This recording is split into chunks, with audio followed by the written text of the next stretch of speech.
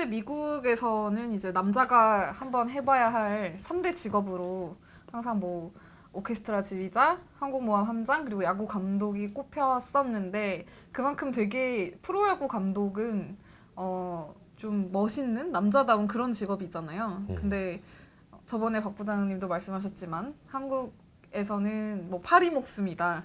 이런 얘기까지 나오는데 제가 말씀드렸잖아요. wanna be fly. 파리가 되고 싶어 한다.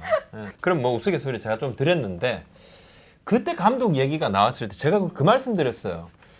기아의 이제 김기태 감독 사퇴를 하셨을 당시에 우리가 그때 이제 감독 대행을 맡고 새로운 감독을 찾는데 감독 풀이 좀 좁다 이야기를 했더니만 그때 이만 이제 댓글로 뭐 어떤 분들이 무슨 헛소리냐 이씨 풀 같은 소리하고 자빠졌어 하면서 좀 찾아봐라 찾아봐라 맨날 그 나물에 그 밥이니 그 발전이 되냐 이렇게 했는데 사실 이제 풀이 좁다는 건 제 말씀은 아니었고 이제 감독을 찾아다니는 이제 단장하고 사장님들 주로 이제 말씀이 그 말씀인데 사실 이제 풀이 좁다는 것도 선입견일 수 있겠죠. 그죠? 예, 실제 해보니까 뭐 연경혁 감독이라든지 장정석 감독이라든지 이동욱 감독이라든지 지금 뭐 가을 야구에 근접해 있는 이분들 같은 경우는 뭐 날 때부터 감독 그것도 아니었고 처음에 생각도 못 했잖아요. 네. 맞아, 되게 또 이 여론이란 게 항상 바뀔 수 있는 게 또 이런 파격적인 분들이 감독으로 선임됐을 때는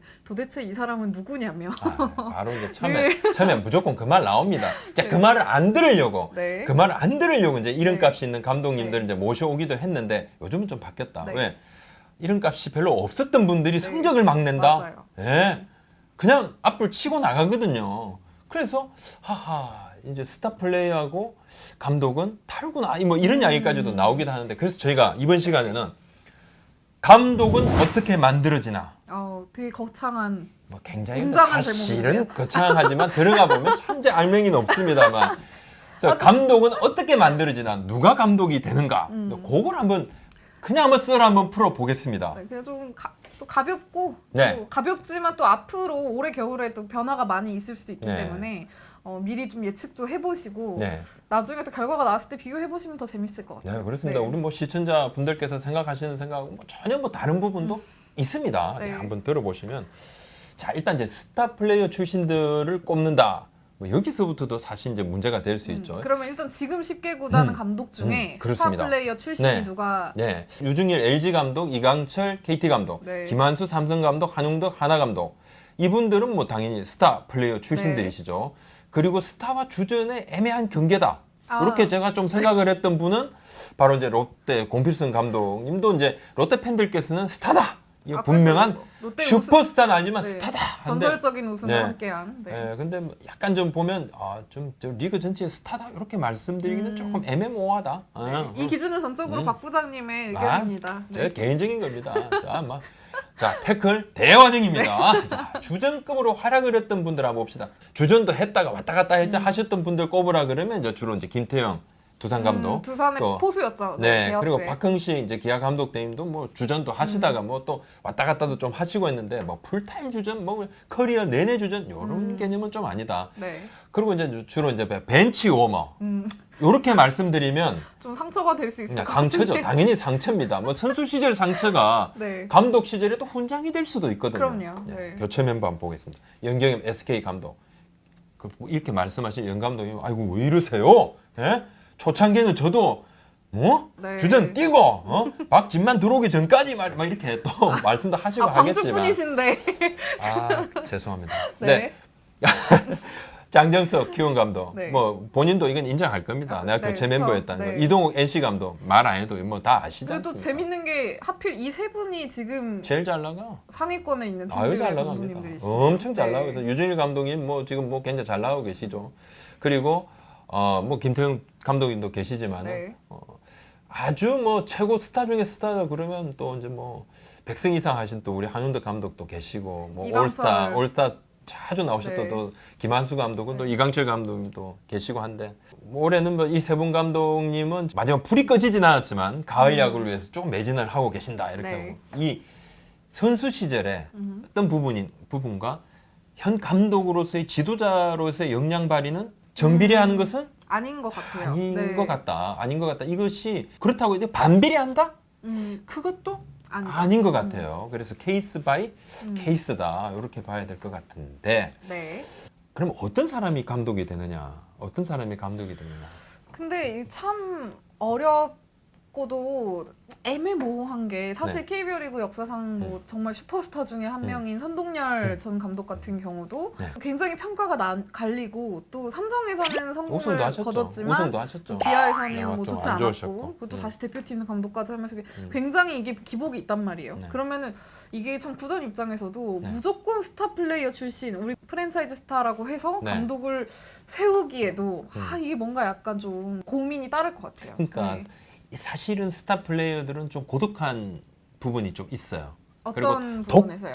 독하게 해야지 음. 성적을 내거든. 특히 투수들 같은 경우 있죠. 자기 자신과의 어, 싸움에 워낙 마운드에서 네. 외로워. 너무 외로운 거야. 아, 난 정말 고독하다.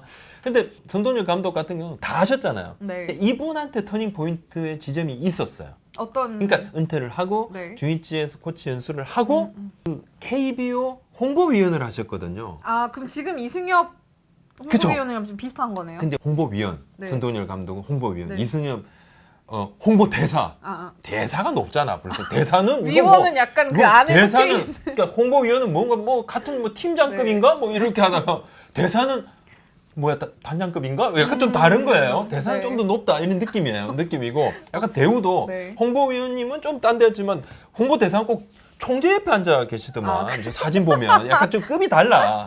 그런데 이걸 하면서 네. 선동열 감독께서 홍보위원 시절에 이제 순회 코치로 여러 구단 투수들한테 노하우 전수를 했어요.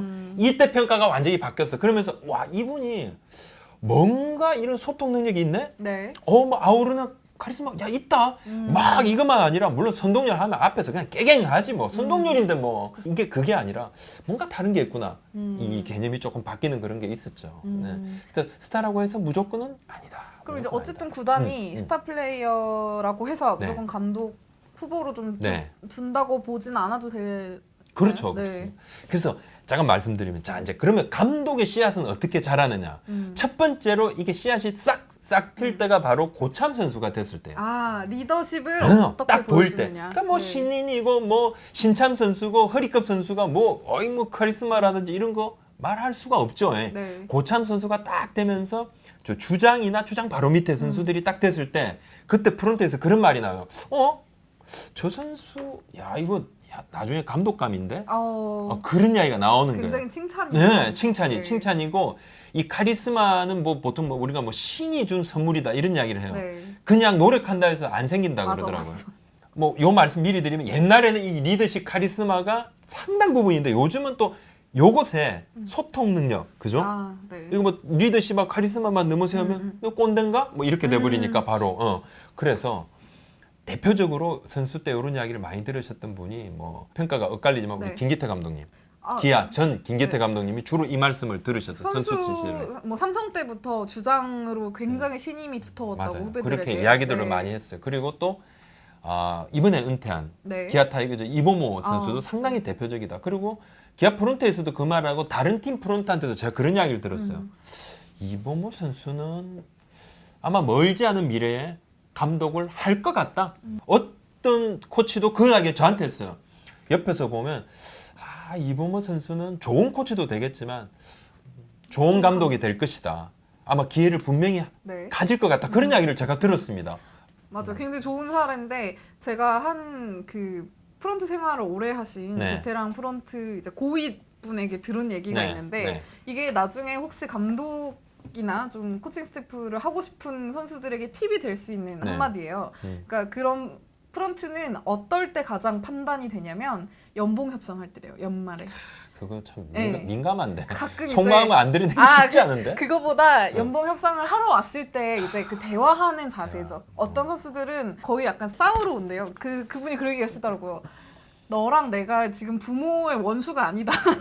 철천지 원수가 아니다. 나도 지금 구단을 대표한 사람이고 너도 이 선수로서 온 거니까 우리가 지금 그렇게 싸우는 것보다는 좀 오히려 좀 진솔하게 이야기를 해야 된다 이렇게 그 얘기를 하더라고요. 조정 능력 같은 걸 보는 거다. 그렇죠. 그죠? 그러니까 오히려 거기서 좀 너무 막 이렇게 네. 좀 뚱해 있고 좀 이렇게 감정적으로 나오는 선수보다는 이제 좀 조근조근 자신의 입장을 잘 얘기하고 그 네. 태도를 보고 이 선수를 나중에 이제 코치나 아니면 우리 프런트 직원으로도 써도 네. 좋겠다는 판단을 한다고 얘기를 하시더라고요. 근데 굉장히 맞아요. 좋은 팁인 것 같아요. 사실 네. 이제 제가 말씀드린 선수 시절에 이제 그런 부분이 있으면 확실하게 감독의 제목으로 이렇게 인식이 됩니다. 그렇죠. 네. 그러면 그렇지 않았던 분들이 있잖아요.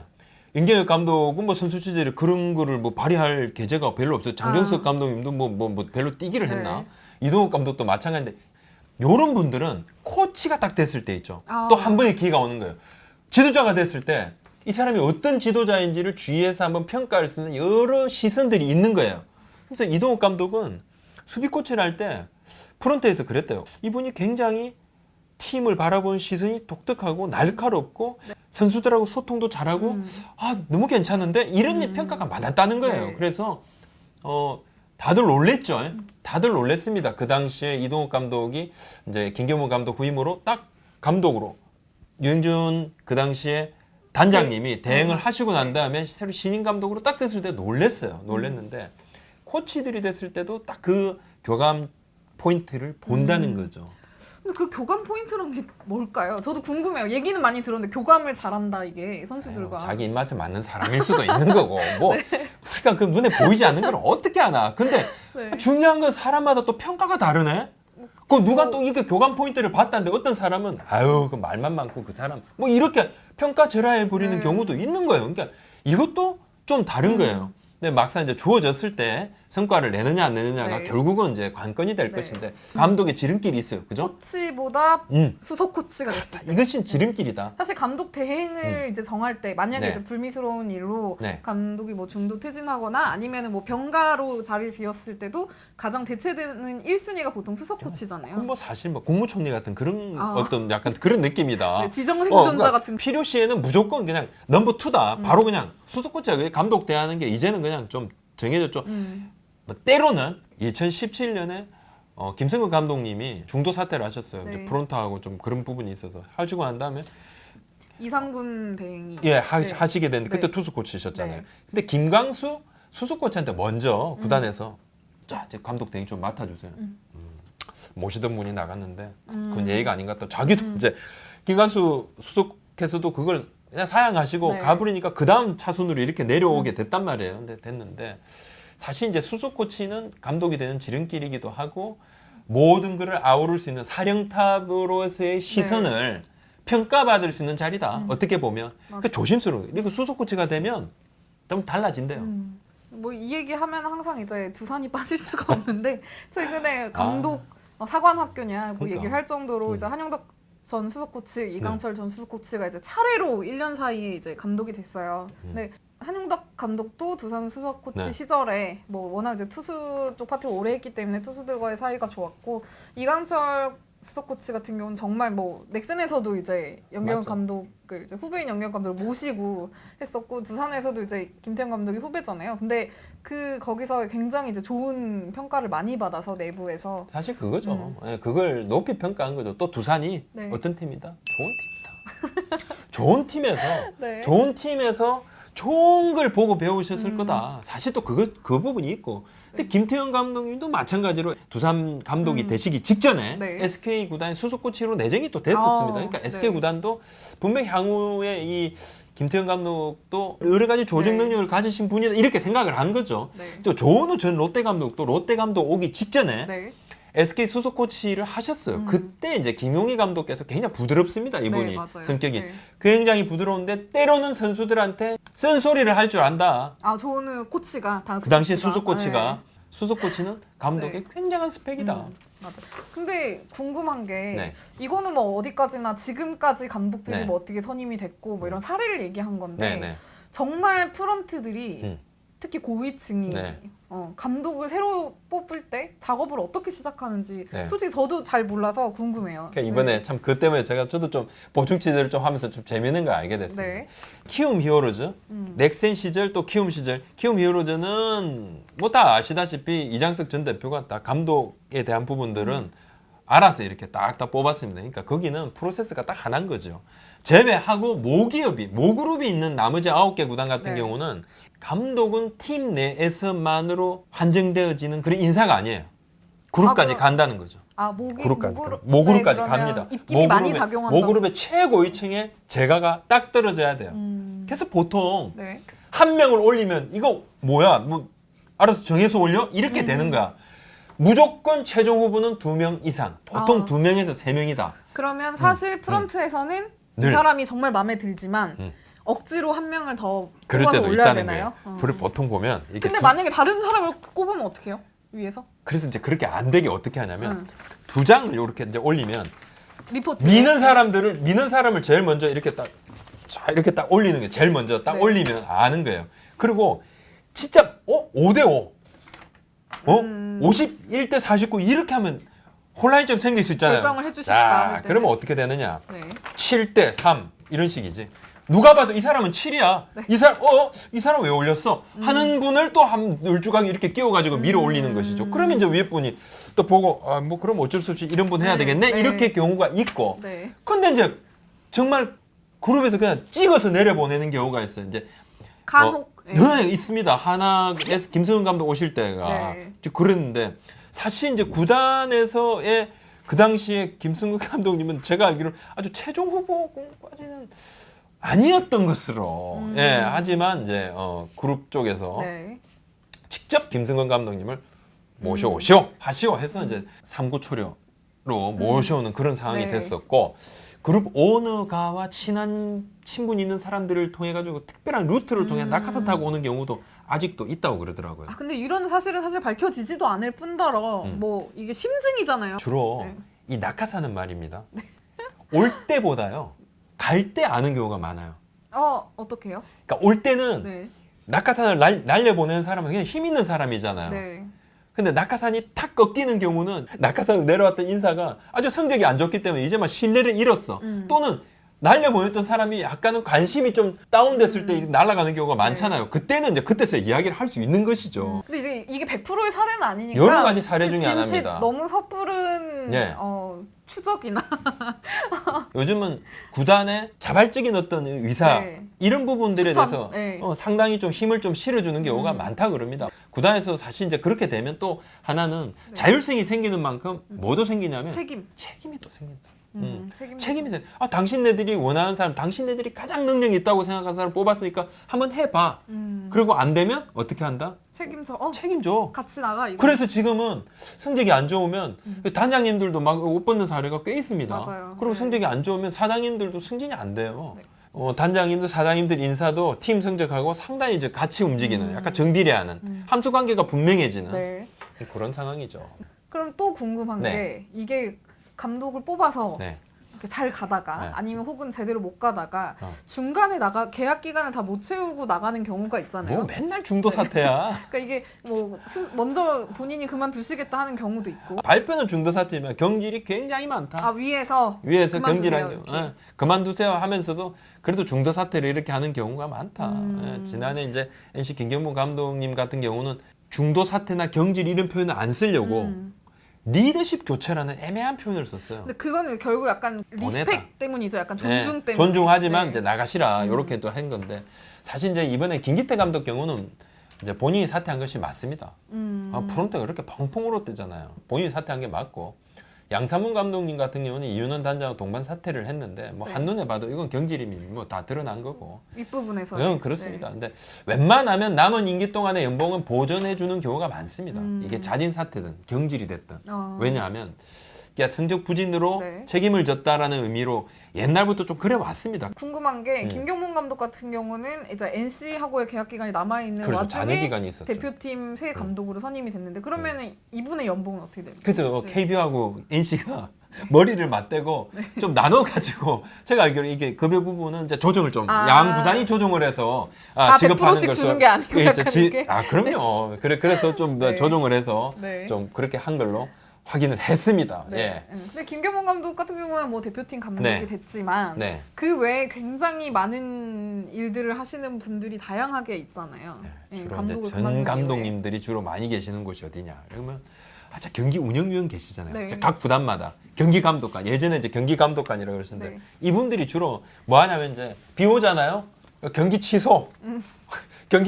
경기 하겠다, 안 하겠다, 비 오면 우천 취소 이거 결정하시는 분들이에요. 야구장 가면 매일 뵐 수 네. 있는. 또 이분들이 이제 경기 마치면 이제 심판위원들 평가 보고서 또 경기에 이제 특이사항 이런 것도 네. 보고서를 올리시는 분들인데 요즘 워낙 이제 감독님들 연배가 낮아진다 그죠? 네, 젊은 굉장히 감독들이 좀 젊어진다 그죠? 대세잖아요. 이제 뭐 네. 40대가 약간 주축으로 이렇게 자리를 잡고 있어서 하향 밑으로 좀 쫙 내려가는 부분이 좀 가속화될 여지도 있다. 네. 마지막으로 네. 올해 겨울 네. 전망 한번 해주시죠. 올해 겨울. 재미로 하는 예측. 올해 겨울에 저는 사실 이제 공필성 감독 대행 그 다음에 또 우리 이제 박흥식 감독 대행의 네. 대행꼬리를 뗄 수 있느냐 없느냐 이것도 관심사죠. 굉장히 재미있는 큰 포인트가 될 관심사고 것 같아요. 사실 네. 이제 장정석 감독님의 이제 계약 만료, 네. 또 김태형 감독님의 또 계약 만료, 김한수 감독의 또 계약 만료. 네. 이 부분도 한번 재계약 여부도 좀 지켜봐야 될 것 같습니다. 이제 가을 야구도 중요하지만 마지막에 어떤 모습을 보여주냐, 네. 어떤 가능성을 보여주냐 이 부분도 좀 크니까 변화의 폭이 클 것 같아 나는 솔직하게. 저도 약간 좀 왠지 쇼킹한 네, 변화의 픽이 폭이 한 좀 번은 있지 않을까. 변화의 폭이 생각보다 클 것 같다. 예, 이렇게 좀 봐집니다. 네. 네. 오늘 이야기 여기까지 네, 하겠습니다. 고맙습니다. 감사합니다. 저희 구독자분들 중에서 이 질문을 간혹 해주시는 분들이 계셨어요. 과연 그 한국 프로야구 구단들과 그다음에 모기업의 관계가 좀 정확히 어떻게 되느냐. 모 그룹이라고들 하죠. 모기업들이 대충 얼마나 좀 관심을 가지고 있고 최근 분위기는 어떤지 좀 궁금해하시는 분들이 많은 것 같아요. 네. 뭐 한마디로 말씀드리면 가벌관계다. 이렇게 말씀을 드릴 수 있고 최근 들어서는 이 구단들의 자생하는 이 자생력이 조금씩 생겨나고 있다. 예전에 비해서는 모기업의 입김이 점차 줄어들고 있다 이렇게 말씀을 드릴 수 있습니다. 아니 근데 네. 사실 뭐 관중도 줄어들었다 그러고 네. 뭐 계속 위기라고 하고 네. 그러는데도 구단들의 경영 뭐 노하우라 해야 되나 이런 거 좀 더 네. 나아지고 있다고 봐야 될까요? 조금 그러면? 나아지고 있는 거죠. 예전에 비해서는 좀 벌어오는 게 있는 거죠. 옛날에 하나도 안 벌고 쓰기만 했고 네. 그래서 눈총을 많이 받았어요. 근데 지금은 조금씩 벌죠. 이 자립도를 조금씩 높여가고 있다라고 말씀을 드려야 될 것 같고 간단하게 말씀드리면 한국 프로야구 구조는 매우 독특하다. 예, 프로야구 태생 자체가 네. 여러 가지 필요에 의해서 생겼지만 정치적인 결정하고도 또 밀접한 관계가 있었고요. 또 모기업이 처음에는 홍보, 또 사회 환원의 일환으로 프로야구를 시작을 했었죠. 시작을 했고 지금은 이제 9개 구단은 모기업이 있는 자회사 구조고 네, 서울 히어로즈만 좀 그렇습니다. 예외죠. 예, 네. 그래서 매번 바뀌죠. 서울 히어로즈 같은 건 뭐 메인 스폰서의 스폰서 네이밍에 따라서 네. 뭐 넥센 히어로즈, 또 네. 키움 히어로즈. 하지만 이제 구단의 원래 이름은 서울 히어로즈 구단 이렇게 되어 네. 있고, 자 인기가 높아졌었죠. 높아지고 지금은 또 위기란 이야기도 있기도 하지만. 그래도 뭐 한 10여 년 전에 아주 암흑기에 비하면 프로야구의 팬층이 상당히 두터워진 것만은 분명한 사실이고 선수들의 연봉은 막 기하급수적으로 계속 올라갑니다. 네. 특히 이제 FA 제도 때문에 4년에 100 단위의 100억 단위의 선수들도 막 생겨나고 있습니다. 그러니까 어떤 느낌이냐면 저도 그냥 야구 팬의 느낌으로서 이렇게 뭐 기사나 뭐 뉴스 새로운 소식들을 접할 때 보면 FA 영이 네. 뭐 선수들 연봉 주는 네. 거 그다음에 특히 감독 선임 네. 뭐 이렇게 구단의 전체적인 이렇게 조각을 했을 때 우리나라는 뭐 단장이나 사장보다도 네. 뭔가 우리 구단주님 뭐뭐 해주세요 그렇죠. 예. 이런 느낌이 훨씬 더 많아요. 네. 옛날에 예전에 비해서는 그룹 고위층의 입김이 아까 제가 말씀드렸던 네. 대로 좀 많이, 덜하다. 네, 덜해졌죠. 덜해졌지만은 구단마다 차이가 있어요. 예, 구단마다 차이가 있습니다. 그래서 구단의 이 차이는 각 구단의 운영 컬러와도 밀접한 연관이 있다 말씀을 좀 드릴 수 있고 최근 들어 구단의 이런 뭐 자생력 요구와 함께 네. 아니 그냥 그룹에서 구단에 대고 자생력을 좀 키워라 이렇게 요구를 합니다. 합리적 경영도 좀 하라. 그러면서 변화의 움직임도 보여라 하면서 그렇게 가장 눈에 띄게 드러난 부분이 선수 출신 단장들의 득세죠. 그렇죠. 예, 두산, 네. SK, 하나, KT, LG, 기아 지금 이제 7개 구단은 선수 출신 단장님들이 계시고 또 삼성의 홍준하 단장, 키움 김치현 단장 두 분은 이제 프론트 출신이고 NC 김종무 단장 언론인 출신이기도 하고 또 네. 언론인에서 프론트로 또 그렇다면 네. 한번 이 구단주들의 그룹 최고위층의 이 천차만별 야구 사랑을 한번 간단하게 한번 짚어보겠습니다. 이걸 보시면 각 구단이 흘러가는 흐름이 또 컬러가 맞아요. 아주 많이 다르구나. 각 구단마다 좀 차이가 네. 있겠구나. 그리고 또 구단주의 그런 드러나는 네. 사랑에 따라서 좀 투자도 좀 다른 것 같기도 하고 그거 한번 좀 다르죠. 차이가 있죠. 살펴볼게요. 일단 정규 시즌 1팀인 두산 같은 경우는 뭐 두산그룹의 야구 사랑은 유명합니다. 예전 초대 구단주였던 이제 고 박용곤 네. 두산 명예회장께서 그때 계실 때부터 두산이 오너가의 야구 사랑이 참 대단했다. 뭐 스프링 캠프마다 찾아서 또 선수들 격려도 했을 거예요. 또 이번에 말입니다. 네. 두산 정규 시즌 우승 확정하는 그날 네. TV에 이제 박정원 구단주 TV 네. 중계에 자꾸 이제 모습이 비쳤어요. 막 너무 맞아. 좋아하는 모습이 보였죠. 부인도 이제 같이 와서 네. 자리에서 정말 너무너무 좋아했고, 그다음 끝나고도 네. 원래는 그라운드에서 이제 우승 확정하고 나서 선수단이랑 코칭 스태프를 이렇게 뭐 이렇게 세리머니 같은 거 하고 하잖아요. 근데 처음에는 그 박정원 구단주에게 내려가서 좀 인사해 주시죠 했을 때는 좀 괜찮다고 이렇게 하셨었대요. 근데 우승을 하니까 너무 좋아서 직접 내려가서 격려 인사를 하더라고요. 네. 자, 이제 평소에도 야구를 거의 매일 보신답니다. 실시간으로 경기 진행 상황 같은 것도 체크도 하고, 뭐 친구분들하고 맥주를 한잔 할 때도 아주 그냥 TV 화면 큰 TV가 있는 곳에 꼭 가서 야구를 보면서, 그러니까 야구를 정말 좋아하시는 거죠. 그래서 야구를 좀 가장 잘 안다 이렇게 좀 평가받고 있는 선수 출신 프런트죠. 김태룡 단장. 네. 아주 그냥 뭐 단장님들 중에서는 제일 고참 단장이시죠. 네. 왕 단장이라는 그렇죠. 뭐 별명이 그런- 있으시죠. 본인은 네. 굉장히 그 별명이 너무 이제 부담된다. 뭔 소리냐 이거. 아주 부담된다 네. 하시지만 선수 출신 단장 붐을 만드는데 큰 역할을 했다. 이렇게 이야기할 수 있습니다. SK 같은 경우도 그룹이 굉장히 좀 투자도 많이 하고 의외로 좀 가장 탄탄한 구단이라는 와이번스가 좀 그렇죠. 평가도 받는 것 같아요. 근데 야구단 운영에 직접적으로 관여를 잘 안 한다 그러더라고요. 그러니까 이런저런 뭐 많이 안 드러나죠. 네. 근데 참 좀 특별했던 게 지난해 이제 한국 시리즈에 최태원 이제 SK 회장, 최신은 SK 네트워크스 회장, 최재원 SK 부회장, 수석 부회장 그리고 최창원 지금 네. 부단주시죠. 이렇게 이제 오늘과 네 명이 한꺼번에 쫙 이렇게 한국 시리즈를 관전하기 위해서 잠실구장에 모였어요. 그래서 그게 되게 네 분이 다 모인 게 아주 뭐 좀 특별했다 그렇게 그 당시에. 그리고 막 그냥 테이블석 이런 스페셜 자리가 아니라 그렇죠. 관중석에. 관중 응원석에서 이제 같이 좀 했었는데 보는 게 되게 좀 주로 재밌더라고요. SK 같은 경우는 이렇게 운영에 잘 관여하지 않고 성과 위주로 평가를 한다 그럽니다. 좀. 그게 더 그런- 무서운 거 아니에요? 그리고 사실은 그래도 이 투자하는 전체 금액 있죠. 이것만 보면 완전히 A급입니다. 굉장히 맞아요. 투자를 네. 굉장히 많이 합니다. 그러니까 시설 투자 이런 측면 마찬가지, 선수 투자 마찬가지로 또 감독님한테도 최고 연봉을 안겨주고 있습니다. 지금. 저는 그 야구 좋아하는 구단주 하면 이분 절대 빼놓을 수 없을 것 같아요. 한화 김승현 회장. 그렇죠. 이 네. 좋아하시는 이 하나 김성희 야구를 좋아하시지만 올 일이 없네. 왜요? 가을 야구를 뭐 와야지 와서 또 응원할 거 아닙니까? 그래서 지난해 이제 11년 만에 가을 야구를 네. 했는데 그날 이제 부인과 함께 이제 와서 참관을 하고 당시 이제 하나 이글스가 하나 그룹하고 같이 1만 3천 송이 장미 감사 카드 팬들에게 나눠주고. 쫙 나눠주고 또 몇 년 전에 이제 김태균 선수 데려올 때도 김태균 잡아올게 뭐 네. 팬들이 회장님 김태균 잡아와 주세요 데려와 주세요 잡아올게 그러고 잡아왔고 또 김승근 감독님을 영입할 때도 이제 거의 뭐 그룹에서 구단에서 올린 이름에는 김승근 감독님이 없었어요. 당시에 후보에 없었어요. 네. 다른 분을 이렇게 하니까 김성근 해서 딱 그냥 찍어 내렸죠. 자 그렇게 됐는데 지금은 뭐 성적이 안 좋으니까 자주 못 오시는데 여하튼 뭐 아드님들은 좀 뭐 몇 번 왔다는 이야기도 좀 들리고요. 필요할 때에 그룹에서 투자를 막은 적은 거의 없다. 그러니까 투자에 대해서는 네. 큰 걱정 안 하고 투자를 해왔다. 돈이 없어서 외부의 표를 안 잡은 것은 아니다. 맞아요. 폭증만큼 좀 화끈한 투자를 그렇습니다. 하는 절대 것 같아요. 그건 아니에요. 네. 돈 없어서 안 잡은 게 아니라 뭔가 이렇게 돈만 가지고 외부의 표에 잡아와서 해봐야 가을 야구 못 가니까 이제 우리도 뭔가 체질 개선을 하자 해서 내부적으로 그렇게 하겠다니까 아니 구단에서 돈을 안 쓰겠다는데 그룹에서 뭐, 그래도 이렇게 좀 써봐 이건 아니죠. 뭐 안 쓰겠다면 땡큐인 거죠. 뭐. 자.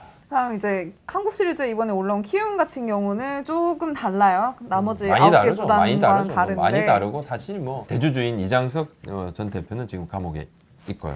계속 감옥에 있고 또 이제 허민 이사회 네. 의장께서 주로 이제 큰 의사 현재 결정을 좀 많이 상황에서는, 하죠. 네. 많이 하는데 키움 구단에 또 임원분들이 여러 분 계시기 때문에 이분들이 이제 의사 결정을 하게 되고 허민 이사회 의장이 이번에 포트 시즌 전 경기를 다 홈원정을 다 보셨다 그러네요. 보시면서 또 이제 키움 증권 모기업이죠. 다우그룹의 김익래 회장도 포트 시즌 전 경기를 다 참관을 했답니다. 자, 티켓을 사서 네. 직접 구매를 해서 다 같이 전 경기를 참관을 했다 그러는데 키움은 벌어서 있는 돈 가지고 써야 되잖아요. 그쵸. 그래서 네. 좀 아껴 쓸 수밖에 없는 부분이고 잘하는 선수는 많이 줍니다. 팍팍 올려줍니다. 못한 선수 같은 경우는 좀 강하게. 맞아요. 그래서 좀 그런 네. 부분은 좀 경영은 냉정하게 한다 이렇게 좀 봐야 될 것 같고 모기업이 없으니까 야구단 자체가 그죠? 좀 직원들도 이렇게 영업을 할 때 눈에 불을 켜고 영업을 한다 이런 느낌이 좀 들더라고요. 또 최근에 몇 년은 또 흑자를 냈다고 합니다. 기아 같은 경우는 뭐 현대기아자동차 그룹 네. 네, 모기업인데 이제 정몽구 회장님이 구단주신데 네. 주로 이제 뭐 좀 대회 활동을 좀 자제하고 계시니까 2년 전에 네. 한국 시리즈 5차전에 그때 당시 이제 정희선 부회장께서 오셨는데 그 경기가 엎치락뒤치락이 아니라 그냥 계속 따라붙습니다. 초반에 엄청 앞서고 네. 있다가 두산이 따라붙어서 막 기아가 당황을 했어요. 7대5로 결국 네. 이기겠지만은 양현종 선수가 이제 마무리로 올라와서 급한 네, 불을 네. 껐잖아요. 그리고 앞선 경기에서 잘 던졌던 헥터 선수가 막 갑자기 잘 던지다 갑자기 미상이 맞아요, 막 흔들리기 맞아요. 시작하는 네. 거예요. 사실 정희선 부회장이 그 당시에 경기 중에 왔는데 오자마자 그냥 막 실점을 계속하니까 옆에 있는 직원들이 막 안절부절하는 거예요. 이거 어떡하지? 네. 단적으로 말씀을 식은땀이 나네요. 네, 네. 단적으로 말씀을 정희선 부회장께서는 사실 이제 대외적으로 야구보다는 축구에 훨씬 더 관심을 많이 가지고 계시다. 왜냐면 현대가 울산 현대 있죠, 네. 전북 현대 네. 있죠. 그리고 뭐, 이것이 네. 뭐 거의 정설처럼 또 그리고 이제 글로벌 현대차가 피파와의 스폰서십이라든지 이런 이제 축구를 통해서 사업과도 연관이 많이 되기 때문에 그래서 지금 야구보다는 축구 쪽에 훨씬 더 관심을 많이 갖고 계시다. 야구단에 주로 이제 현대 기아차 그룹 같은 경우도 야구단의 입김을 불어넣기보다는 독립적인 의사결정에 참 도움을 주고 있어요. 그러면 이번에 새 뭐 맷 윌리엄스 감독 데리고 왔을 때도 그렇죠. 좀 비슷하다고 봐야 될까요? 네, 그렇죠. 네. 이제 구단 판단대로 했죠. 처음에는 그룹에서 이런 사람이 좀 좋지 않을까 했을 때 구단이 그분보다는 이런 식으로 저희가 방향을 정해서 가겠습니다라고 말을 했을 때 그룹에서 그렇게 하라. 예전 같았으면 그냥 찍어 누르는 식으로 또 뭐 했을 하향식으로 수도 있지만, 네. 내려왔을 수도 있지만 그렇게 하지 않았다는 거죠. 그리고 뭐 투자를 했다고 보는 게 맞습니다. 뭐 연간해서 한 3년 계약인데 연간 한 100만 불 뭐 안팎의 어떤 그 정도의 감독님한테만 그렇게 쓴 거니까 그 부분은 투자를 했다 이렇게 좀 봐야 될 것 같습니다. 그래서 구단주 하면 또 빼놓을 수 없는 게 삼성이잖아요. 네, 사실 삼성이 이제 삼성전자에서 제1기획으로 이제 이관이 됐다는 거 모두 다 알고 계시는 사실인데 그렇다면 지금 삼성의 오너 일가라고 할 수 있는 뭐 이재용 부회장을 비롯한 일가들은 과연 야구에 관심이 없는 건지 좀 궁금해요. 지금 삼성은 좀 특별합니다. 임대기 대표이사가 구단주를 겸하고 있어요. 어떻게 보면 구단주의 격이 보통은 오너 일가 분들이 많고 네. 그죠? 그룹의 최고위층이 보통 구단주를 하게 되는데 여기는 그냥 뭐 구단의 대표이사, 구단 사장이 그냥 구단주도 겸하는 거예요. 격은 조금 다운됐다는 느낌이죠. 예전보다. 예, 그렇죠. 뭐 쉽게 말하면 팀장이 단장하고 있는 거예요. 약간 그런 느낌인데 네. 한때 삼성은 돈성이다 이렇게 불렸죠. 뭐 투자도 투자가 뭐 빡빡하게 어마어마했죠. 하고 뭐 트레이드도 뭐, 막 맞습니다. 열심히 하고 다른 팀에서 뭐 웬만한 외국인 선수 잡아올 때 삼성은 진짜 뭐 대단한 선수들 데려왔었어요. 그리고 뭐 맞아요. 그때 돈을 얼마를 더 줬니 뭐 이런 이야기도 많았고. 왜냐면 그때 외국인 선수들 연봉이 제한이 있어가지고 그렇죠. 맞습니다. 네, 근데 그 이상을 줬다는 얘기가 네, 맞습니다. 정설이죠. 그리고 네. 삼성에서 뛰었던 선수들이 지금 뭐 유튜브에 막 나와서 이야기들 많이 하잖아요. 삼성 있어 보니까 정말 삼성은 좋은 팀입니다. 그런 이야기를 막 해요. 했는데 지금 삼성은 제가 느끼기에는 딱 그냥 중간 정도의 투자만 한다. 아예 그렇다 해서 투자가 아예 없는 건 아닙니다. 맞아 FA도 예. 은근히 좀 예, 쏠쏠하게 투자는 잡고. 해요. 투자는 네. 하는데 예전처럼 그렇게 강한 투자를 하지 않다. 이재용 부회장님이 이제 야구에 대해서 관심이 거의 없다 이런 이야기들이 많습니다. 네. 그리고 특별한 관심을 가지지 못하고 있어요. 여러 가지 뭐 다른데 관심을 가져야 될 부분도 많겠지만 네. 그러니까 수년 전에 오너 일가가 같이 야구장 나들이를 하기도 네, 했습니다. 한국 시리즈 예, 때 근데 같이 이제 호나이 여사랑 근데 네. 지금 이제 그 이후로 거의 뭐 한 번도 야구장을 들르신 적은 없고 그리고 스포츠단 전체가 제일기획 산하로 이관이 됐어요. 투자 규모가 줄어든 것은 분명합니다. 그렇다고 아예 투자를 하지 않는 것은 아니지만 뭐 보고 체계가 아주 복잡하게 됐다고 그래요. 그래서 뭐 크게 투자하지 않고 투자할 때마다 꼼꼼하게 따져요. 꼭 필요한지 아닌지. 그리고 축구하고 농구는 정말 뭐 곡소리가 나고 있다 그래요. 뭐 돈 막 다 줄여라. 근데 야구는 그나마 현상 유지 정도 하고 있는데 아마도 내년에는 조금 더 경영이 조금 더 빡빡해진 여지는 있다. 이렇게 말씀을 좀 드릴게요. 네. 롯데도 이제 뭐 언급을 해야 되는데 사실 뭐 롯데는 뭐 일본에도 구단이 있고 그렇죠. 네, 한국에도 있고 또 그렇게 그만큼 보면- 야구를 굉장히 좋아하는 네. 근데 별로 좋아하시진 않은 것 같아요. 솔직하게. 예, 좀 롯데 뭐 이렇게- 신격구 구단주로 네. 신동빈 회장 계신데 4년 전에 신동빈 회장이 사직 구단을 찾아서 롯데 야구단 선수들하고 인사도 하고 그 당시에 보고를 받고 구단 내부 문제를 직접적으로 이야기를 해서 또 놀랐다 그러더라고. 불펜이 문제입니까? 마무리가 없죠. 이렇게 진단을 하기도 했대요. 그리고 그 앞에 로이스 감독을 영입할 때도 이 외국인 감독을 영입하는 것을 주도하기도 했습니다. 네. 왜냐하면 그 전에 발렌타인 감독이 지바 롯데 마린스에 있었지 않습니까? 근데 투자는 해요. 근데 이상하게 프로세스가 많고 길어요. 이상하게 돈을 쓰는데 인색한 구단이라는 이미지가 있어요. 돈을 씁니다. 사실 연봉수 1위 팀이 롯데잖아요. 돈을 써요. 네. 쓰는데 맨날 인색하다는 이야기 들어요. 그러니까 보통 보면 이제 100원을 쓰면 정말 대단한 투자인데 97원 정도 약간 쓰는 그런 3원을 이렇게 좀 덜 써서 네. 약간 인색하다 이런 이야기까지도 듣기도 합니다. 근데 지금 연봉 1위 구단이 롯데입니다. 네. 근데 아직도 대규모 투자, 효과적인 투자라고 평가를 하는 분들이 많진 않아요. 돈을 쓰지만 티가 안 난다. 제가 봐야 느끼면은 그냥 효과가 롯데 없다? 같은 경우는 팬들이 야구 못한다고 비난이 막 제도하잖아요. 이 비난이 그룹까지 올라가는 느낌이에요. 그러면 그룹은 그거 싫은 거야. 아우 좀 말 안 나오게 좀 해. 제발 좀 뭐 이래가지고 약간 투자를 좀 하는데 좀 효과적으로 진단을 내리지 못하고 투자를 해서 그 투자 대비 좀 성과가 좀 덜하다. 이렇게 좀 말씀을 드릴 수 있습니다. 네. LG 역시 뭐 정말 오너일가 전체가 야구를 좋아하는 팀으로 대단하죠. 널리 알려져 있죠. 돌아가신 이제 구본무 회장님 야구 사랑이 좀 남달랐고 선수들과의 스킨십도 좀 좋았었고 네. 사실 이제 대한민국 야구가 프로야구가 어느 정도 정착하는데 큰 역할을 하셨던 분이다. 롤렉스 시계 우승주 준비가 돼 있죠. 지금 이 준비를 해놓고 이제 가셨는데 결국은 이걸 이제 선수들한테 풀지 못하고 돌아가셨는데 지금은 이제 구단주인 구강모 회장 같은 경우는 이제 선친인 구본무 회장의 야구 사랑을 아직은 좀 이어받았다 이런 느낌은 좀 없습니다. 아직은 조금 덜합니다. 그렇지만 이제 LG 같은 경우는 워낙 야구단에 대한 투자라든지 야구단 운영에 대한 노하우가 단단합니다. 네. 단단하기 때문에 이런 보고 체계가 정확하게 시스템이 만들어져 있어요. 앞서는 이제 구본준 구단주보다는 아직은 이제 구강모 구단주는 뭐 맡으신 지 얼마 안 됐지 않습니까? 뭐 모습을 직접적으로 네, 드러내거나 아직은 하진 않은데 좀 네. 그래서 조금 더 지켜보실 필요가 있다. 그렇지만 야구단 전체, 야구단의 일은 늘 오너 일가들의 관심의 네. 대상이었다. 이렇게 말씀을 드립니다.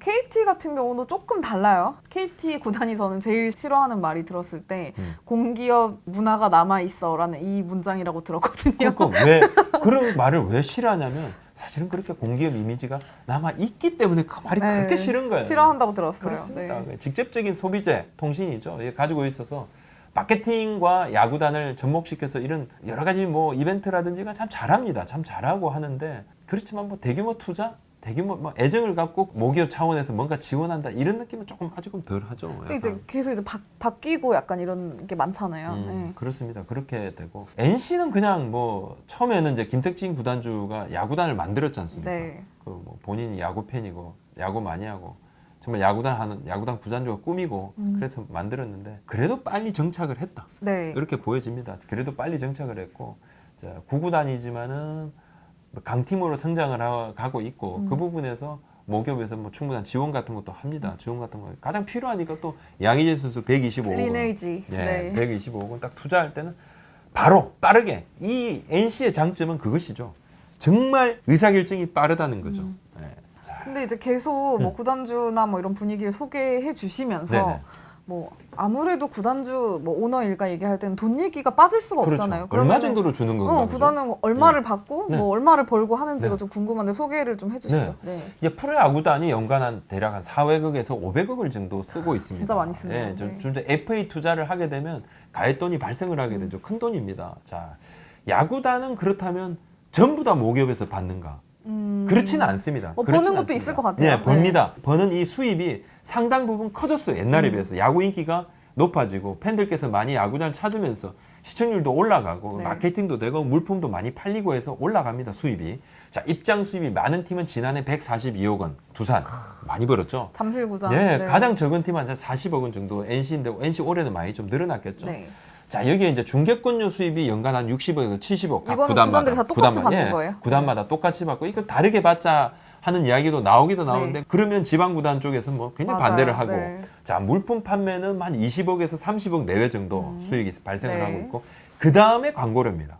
그다음에 이제 야구장에 있는 무슨 뭐 피자, 펜스 광고, 뭐, 예, 펜스 네. 광고, 그다음에 선수들의 이렇게 붙이는 그죠? 광고. 패치. 그래서 지금 현재 모기업에서 광고료 정도로 받는 지원금 있죠. 네. 정확하게 명목은 광고료입니다. 왜 이렇게 실제 광고를 하니까요. 광고료로 100억에서 200억 원 정도를 각 팀들이 받는다고 합니다. 그래서 충당을 하는데 만약에 모기업의 광고 지원이 끊어지고 자발적으로 팀별 광고를 띄면 모기업 광고료에서 받는 돈의 대략 한 70% 안팎 정도는 채우는 것이 가능하다라고 이야기를 이것은 아예 보여줬어요. 불가능한 건 아니네요. 보여줬어요. 어디가 보여줬냐? 히어로즈. 키움이. 네. 키움 히어로즈가 그걸 보여줬어요. 가능하다는 것을.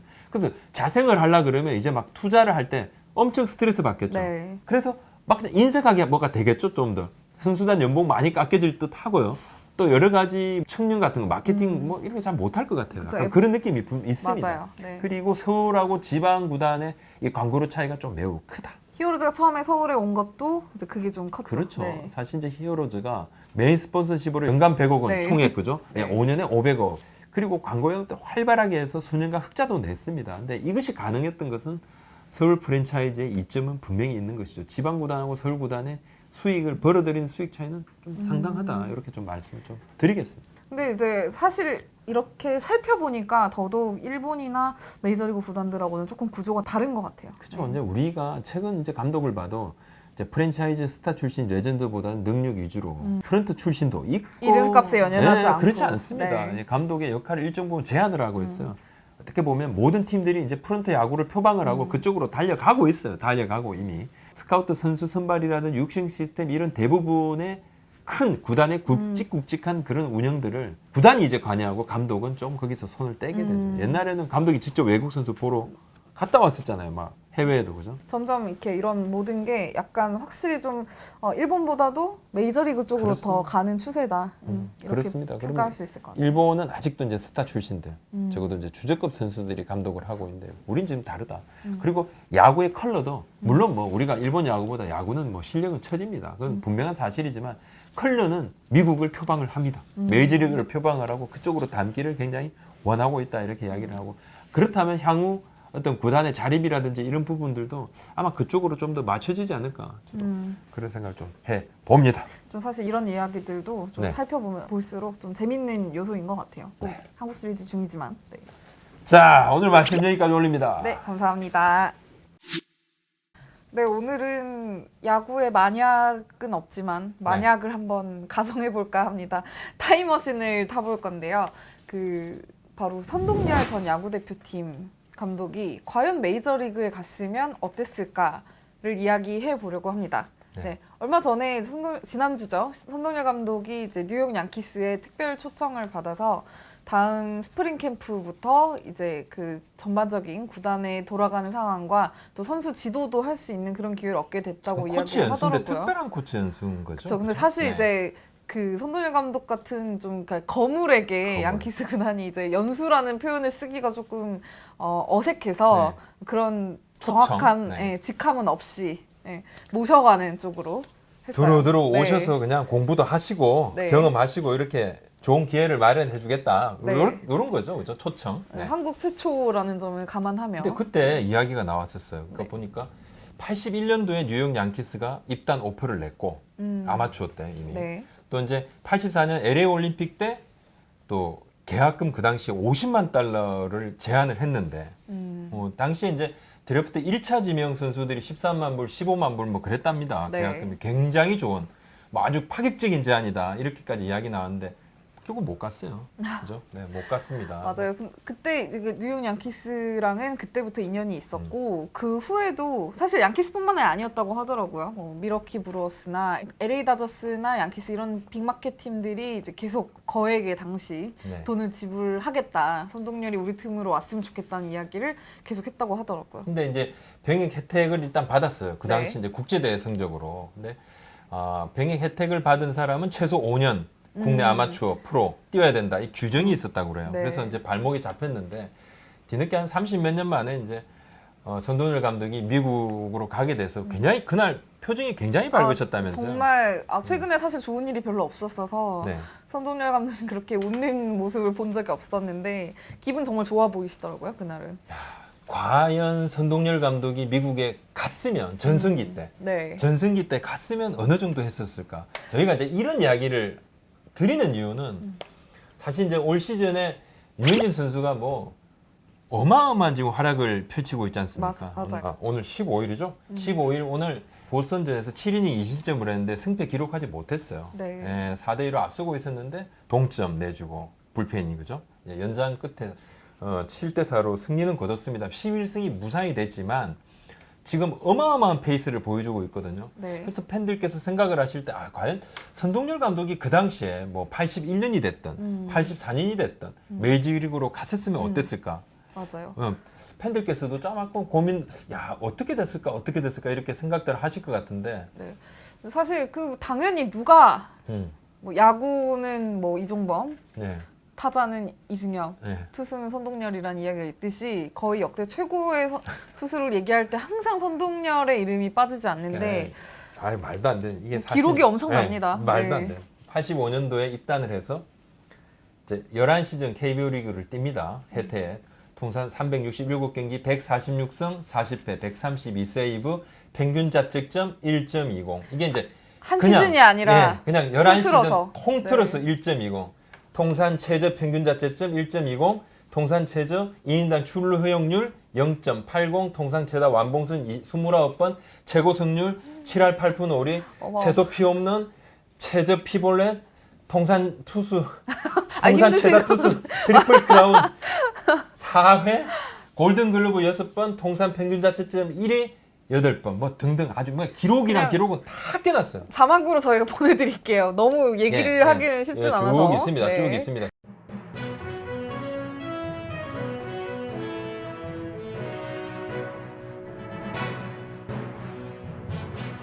이렇게 대단한 투수인데 그 선동열이라는 투수가 맹활약을 했던 80년대 후반, 90년대 초반 요즘 젊은 야구 팬들은 솔직히 저도 별로 와닿지가 않아요. 유치원 그때는 다닐 때거든요. 어땠느냐. 네, 미취학 아동일 뭐 때인데 저도 어렸었죠. 저도 어렸었는데 대체 어느 정도였는지 저도 어렸었는데 좀 뭐 이야기를 좀 해주세요. 네. 저는 이렇게 그 당시에 야구 기자를 처음 시작할 때 선동열 감독이 이제 전승기를 살짝 꺾어지면서 조금 약간 있다가 후반부, 인생 후반부죠. 야구 이제 인생 후반부. 일본으로 가게 됩니다. 네. 일본 이제 중이치 드래곤즈 입단을 하게 되고 4년을 뛰고 첫 해 조금 부진했고 그 다음에 뭐 세이브 2위, 네. 외국인 세이브 뭐 기록을 세우고 그랬습니다만은 그리고 이제 4년을 뛰고 뭐 99년이었어요. 갑작스럽게 저 은퇴를 했는데 그 당시에 그 은퇴가 저희가 이제 저희 신문이 사실 그때 이제 물을 먹었어요. 그 은퇴 단독 물을 먹었습니다. 물을 먹었고. 네, 신문에서는 네, 뭐 다른 타사가 먼저 특종을 내는 걸 물 먹었다고 표현을 굉장히 합니다. 좀 아팠어요. 그 낙종을 하고 난 다음에 굉장히 좀 아팠었고 36이었습니다. 그때 나이가 더 할 수도 있었어요. 네, 그 시즌 맞아요. 은퇴 시즌의 성적이 나쁘지도 않았어요. 근데 막 이만하면 됐다. 딱 선을 그어버린 거예요. 딱 선을 어떻게 보면 뭐 예고 은퇴 비슷한 막 그냥 이 정도 하면 딱 됐다. 그리고 내가 하면 내 베스트는 아니다 이렇게 생각을 하신 것 같아요. 그 당시는 좀 그렇게 생각을 하셨던 것 같은데 네. 한번 제가 한번 물어봤습니다. 선동열 선수에게 직접 물어보신 거예요? 아니 그게 아니라 누구한테 물어보신 거예요? 야구인들한테 선동열이 그 당시에 예전 야구인들한테 갔으면 어땠을까? 옛날 야구인들한테 네. 뭐 물어봤어요. 같이 이제 80년대 후반 그리고 90년대 초반 야구를 같이 했던 분들한테 네. 물으면 사람이 아니다. 인간이 아니다. 괴물이다.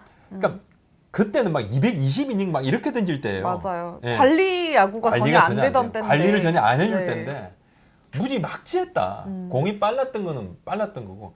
그러니까 슬라이드 꺾이는 각이 말도 안 됐다. 그다음에 제구도 너무 완벽해서 아주 싫었다. 선동열이 몸을 풀면 아이씨 오늘 또 뭐 접어야 되나? 가방을 쌌다는 뭐 이야기가 그런 있죠. 이야기까지도 네. 있고 본인들끼리도 그런 이야기를 합니다. 하면서 아마도 갔으면 최소 10승 이상은 무난히 했을 거다. 메이저리그에서도요? 메이저리그에서도 무난히 했을 거다.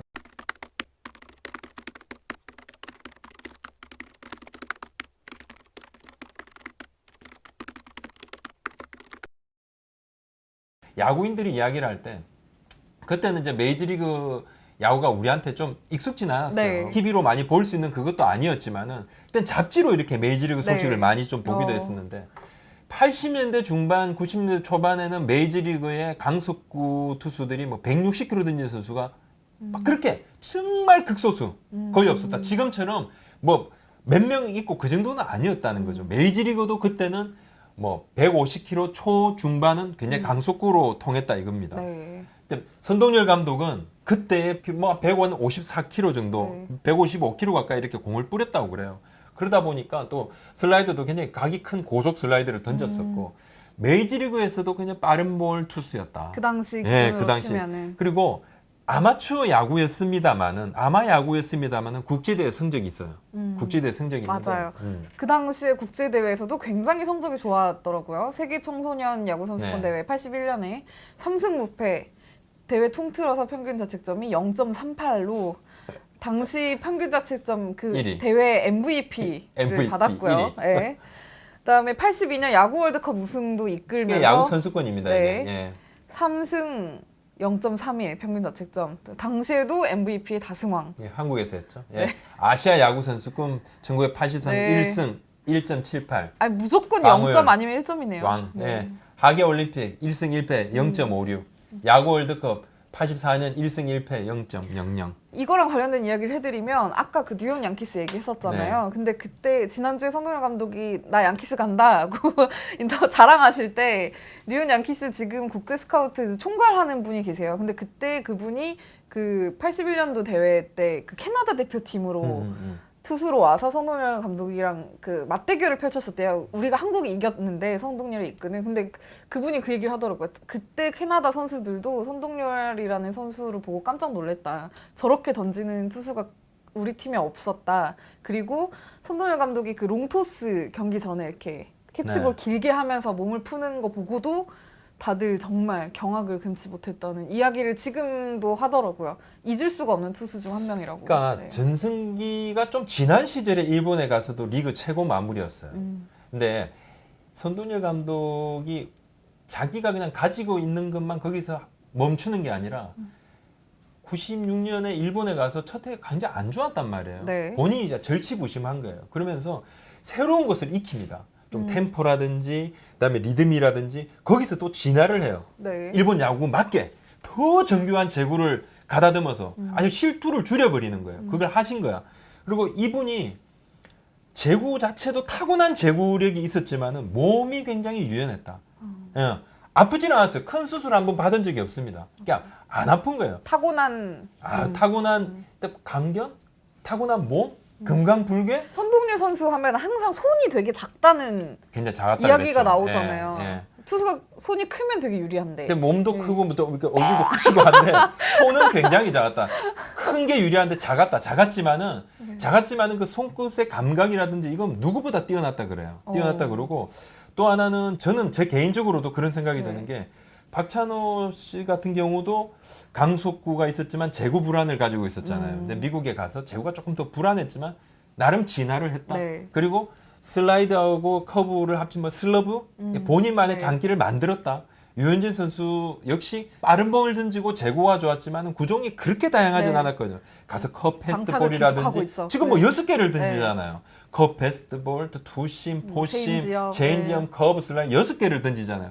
그게 맞게 스스로 또 진화를 했다. 왜냐하면 야구 지능이 굉장히 뛰어난 야구 천재들의 선수들이었다는 거죠. 공통점이네요. 네. 네. 박찬호 해설위원 같은 경우도 저는 이제 그 당시에 미국에서 활약을 할 때요. 98년, 99년 그때 할 때 네. 저희가 이제 뭐 신문에 이렇게 기사를 쓰고 있는데 한양대에 있는 그 체육학과 교수님께서 네. 이렇게 이메일을 한번 보내서 오신 적이 있어요. 그러면서 내가 기억했던 박찬호가 이런 선수였다면서 선수 시절에 박찬호가 어떤 사람이었냐면 그때 야구부 선수들은 이렇게 써서 나의 꿈은 하면 에세이를 쓰면 에세이가 그냥 중간고사였대요. 나의 꿈에 대해서 그냥 아무래도 운동만 하니까 글을 쓰기 힘들죠. 그렇게 네. 해서 보통 그냥 대충 쓰고 나가는데 어떤 선수가 계속 쓰고 있다는 거예요. 이게 뭐냐고 가서 봤더니만 네, 한 투머치 번 라이터. 쓰고 다시 옆에 두고 깨끗하게 옮겨서 쓰고 있더라는 거예요. 이건 뭐지?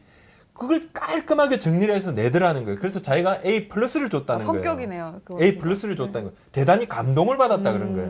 그러니까 뭐든지 진중한 게 있고 뭐든지 최선을 다하는 게 있잖아요. 선동열 감독은 타고난 것도 있었지만은 정말 노력을 많이 하신 분이거든요. 맞아요. 아니 뭐 네. 스프링 캠프에서 불펜 피칭 3,000개 30대 중반이 되는 그 나이에 그렇게 할 수 있는 사람이 없어요. 우리 선수들도 그거 잘 안 하잖아요. 맞아요. 네. 필요하면 한다는 거죠. 아마도 메이저리그 가셨으면 분명히 특별한 그런 또 활약들을 하셨을 거다. 그걸 되게 아쉬워하는 분들이 네. 많아요. 야구인들 제가 연락을 그러니까요. 해보면 옛날 감독님들도 똑같은 얘기를 하세요. 그때 달랐다. 굉장히 그릇이 달랐다.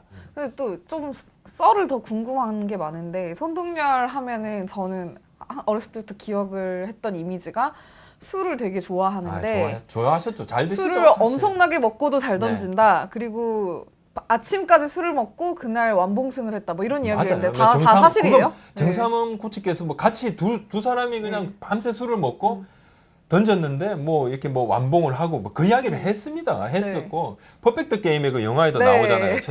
이제 고 최동원 쌤 같은 경우 또 이제 손동열 감독하고 같이 네. 맞대결했던 그 뭐 역사적인 그런 피칭 같은 것도 있고 근데 절대로 앞으로도 이런 분은 또 나오지는 않을 거다. 리그가 무슨 타고 투제가 되든 네. 투고 타제가 되든 리그가 한번 뒤집어지든 어떻게 하든 간에 어떤 타자들이 있고 어떤 투수가 있든지 간에 11시즌에 이런 성적은 절대로 나오지 않는다. 네, 그렇게 말씀을 드릴 맞아요. 수 있을 것 네, 같아요. 손동열 감독이 아쉽죠. 한번 봤으면 네. 좋았을 거예요. 마지막으로 이제 그 메이저리그에 갈 수 있었던 기회가 그 일본 네. 마지막 시즌 은퇴를 이제 선언하고 하고. 나서 보스턴 레드삭스와 사실상 구두 계약을 한 상태였는데 그때 메디컬 테스트를 하잖아요, 보통. 하죠. 근데 일본에서 가져온 그 메디컬 테스트 결과만 보고 보스턴에서 당신은 메디컬 테스트 추가로 하지 않아도 될 것 같다. 어깨와 팔 상태가 현재 20대 후반이나 마찬가지다. 아프지 않았어요. 네, 그때 네. 무릎이 조금 안 좋긴 했는데 네. 그만큼 이제 몸 상태도 좋았지만 확실히 이제 시대를 조금 너무 아, 앞서갔다고 아쉬워요. 봐야 할지 모르겠습니다. 뭐 감독으로는